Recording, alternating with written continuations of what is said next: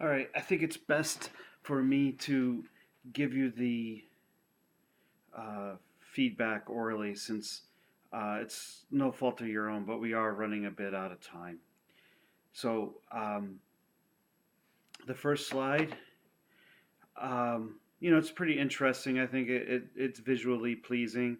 These aren't the neurons we're using, um, but that's okay for now. Um, I think the name's good. Maybe you want to make oops, these a little bit bigger. Um, Not that you're going to explain them, but you have to think everybody's got to see the presentation. So, what are you trying to accomplish? Yeah, good thing. So, you're trying to reduce the power consumption. That's the big thing, right? And here's another big thing: is we're trying to reduce the size of the multiplier. So it's wasted area. It's not exactly wasted. That multiplier works, but can we actually use different multipliers or shrink it, right? Which is really here in the when you say, oops,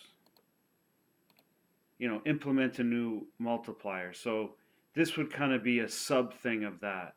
But basically, and that means, that we're doing the area there. I'll give you those other slides to show you the one that we have, right? And so provide an alternative power to hungry GPUs.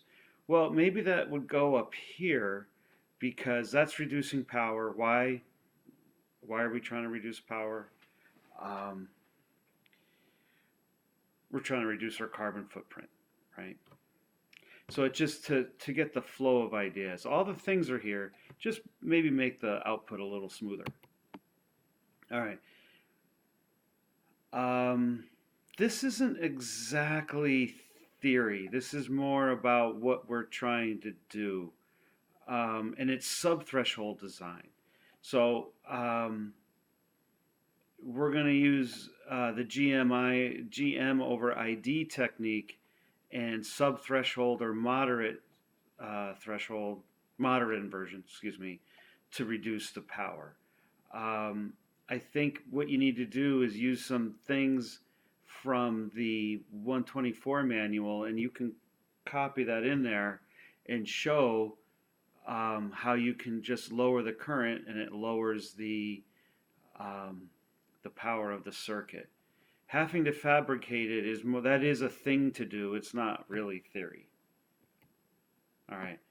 Now here you might just title this, Area S implications or social justice implications, and that you're just talking about, uh, one aspect of that.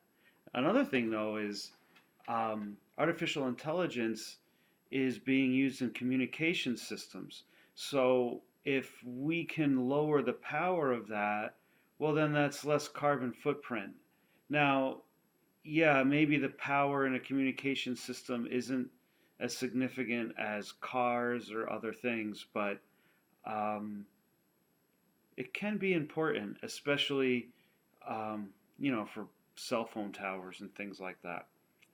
In general, lowering the power level is always a good thing. Now, the outline, um, I wouldn't even really have this, okay, because you've already started talking. I know it's in my sample thing, and in the Army, we always showed this outline, but there's going to be so many presentations, and we all have the same outline that day. I would just drop it. All right. Now we have our objective, right? We're going to reduce the power consumption, right, through GM over ID design, and then you're going to evaluate and find a replacement multiplier. You're going to now fabricating the op amp. That's part of it, right? But then you're going to design your own op amp, and you're going to be fabricating op amps and multipliers using discrete parts so that you get a better understanding so that you can design a circuit and have it fabricated through MOSIS. Maybe we don't need this part, all right? But yeah, we're going to reduce the power consumption. We're going to improve it by trying to find lower power or multiplier with a smaller area.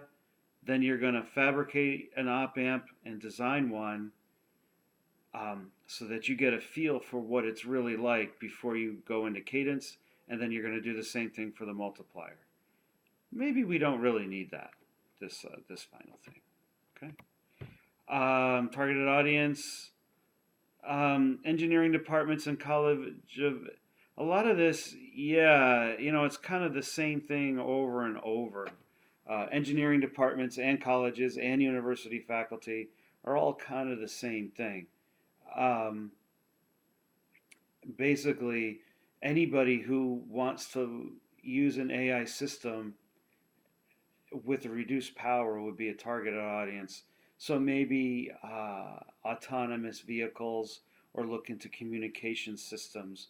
I know we're running a little bit out of time, but again, maybe we don't, maybe incorporate this, the targeted audience, uh, up here, for people, because you rapidly run out of time.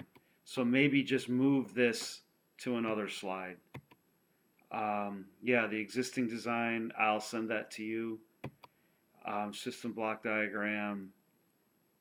Um, I can send that to you as well. The schedule's pretty good, although I'm not quite sure why it starts here and goes around like that. Okay. Um, and what's missing, I think, is design a new op amp and multiplier in cadence. All right. And then we fabricate, then test and document. All right. We're going to test the old design, then make changes to it and make a new design, fabricate it, and then test and document. These things here, maybe it goes in parallel. But anyway, I like this slide. It gives you the key bits. All right. Resources. So you need to estimate your time. All right. And that, senior project is 8 hours a week at least, maybe 10 per person. So multiply this out. Right. It's $2,500, but that's no big deal because that is the cadence. You can just say software because then you list cadence separately, right? Yeah, 40,000 is about right to process the chip. All right. Skill sets, sure, but I would talk more not only skill sets but who's going to do what. All right, that's important. Preliminary work. Yeah, maybe we don't have enough time for tomorrow, but for your proposal, yeah, if you could get something built and tested, or and then the conclusions.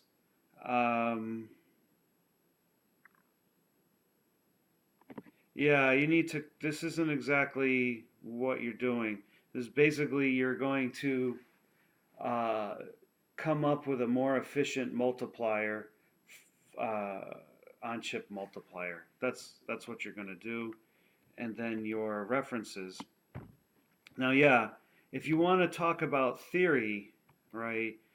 Um, Really, it might be hard for you to talk about the quadratic integrate and fire at this moment in time, but you did do a neuron last semester um, that you should be familiar with. And really, you just implemented the differential equations, excuse me, the nonlinear differential equations in an op amp based circuit, right? But what you can do in here, and especially you've kind of missed your whole literature review that I know you've done, right? It's just not there, but just show a few multiplier designs that have been done and referenced, and yeah, probably just really concentrate on the multiplier designs. You can use the one that I did, all right, and you can use that paper from EMBC, that latest one, because in there is the reference where we got that multiplier from. Again, you're making good progress. Um, I thought we had another week, so just keep it simple. All right, we're going to be working on multipliers and you're going to build them so that you get a feel for what it really looks like when you test a real circuit with real varying parameters rather than just LT spice. You're going to test an existing multiplier that I had fabricated. You're going to use all those results to then better design a new multiplier which gets fabricated and we test it. I think if we just stick to the multiplier design, then and keeping it simple, right?